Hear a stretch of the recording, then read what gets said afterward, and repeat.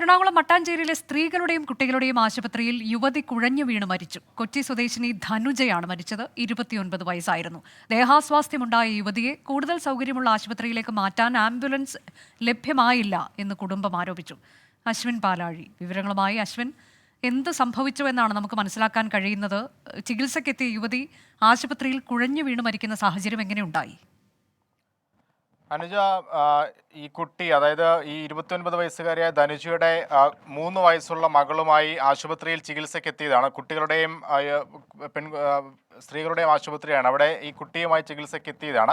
അതിനുശേഷം ചികിത്സ പൂർത്തിയാകുന്നതിനിടയ്ക്ക് ധനുജ അവിടെ കുഴഞ്ഞു വീഴുകയായിരുന്നു. പ്രാഥമിക ചികിത്സ അവിടെ തന്നെ നൽകിയെങ്കിലും അതിനോടകം തന്നെ ചില ഗുരുതരമായ പ്രശ്നങ്ങളിലേക്ക് പോയിരുന്നു. പിന്നീടാണ് കൂടുതൽ മികച്ച ചികിത്സ കിട്ടാൻ വേണ്ടി മറ്റൊരു ആശുപത്രിയിലേക്ക് നീക്കാനുള്ള ശ്രമങ്ങൾ നടത്തിയത്. പക്ഷേ ഈ ആശുപത്രിയിൽ ആംബുലൻസ് ഉണ്ടായിരുന്നില്ല എന്നുള്ളതാണ് ആ ശ്രമങ്ങൾക്ക് തിരിച്ചടിയായത്. അതിന് ഉള്ളിൽ തന്നെ ധനുജ അവിടെ വെച്ച് തന്നെ മരണപ്പെടുകയും ചെയ്തു.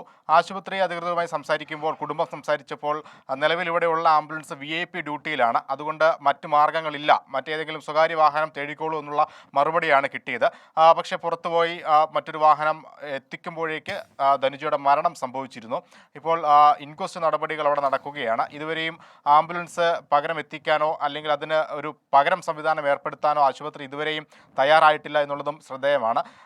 ധനുജയുടെ പോസ്റ്റ്മോർട്ടം അടക്കമുള്ള നടപടികൾ ഇപ്പോഴും പുരോഗമിക്കുകയാണ്. എന്താണ് ഈ മരണ കാരണം എന്നുള്ളതിൽ ഡോക്ടേഴ്സിന്റെ സ്ഥിരീകരണം എന്താണ് അശ്വിൻ?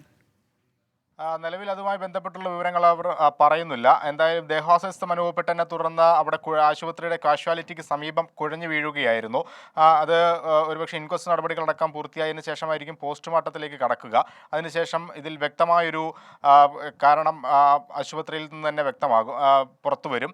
നിലവിലിപ്പോൾ ഏതെങ്കിലും തരത്തിലുള്ള അസുഖങ്ങൾ ഇവർക്കുണ്ടായിരുന്നു അടക്കമുള്ള കാര്യങ്ങൾ പരിശോധിക്കുന്നുണ്ട്. ധനുജയുടെ കുടുംബം ആശുപത്രിയിലേക്ക് എത്തിയിട്ടുണ്ട്.